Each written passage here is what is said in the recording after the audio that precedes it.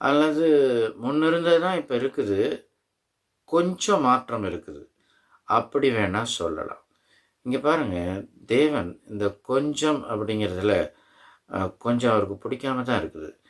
ஏன்னா, அவரு நிறைவான காரியத்த விரும்புறார். நிறைவான காரியத்த நீங்க பைபிள வாசிச்சு பார்த்தீங்கன்னா, ஏக இறைவன். ஆ மாற்றம் அப்படின்றது தேவனுக்கு அல்லது கடவுளுக்கு, தெய்வத்துக்கு பொருந்தாது. ஆண்டவருக்கு பொருந்தாது. ஆண்டவனுக்கு பொருந்தாது. ம் மாற்றக்கூடியவர் அல்ல. ஆ அவரை தெய்வத்தை மாற்ற முடியாது.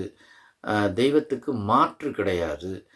ஆ அத நீங்க புரிஞ்சுக்கங்க.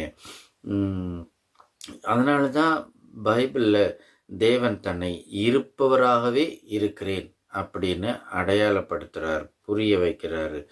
தெய்வம் தன்னுடைய படைப்பை பார்த்து இப்படி புரிய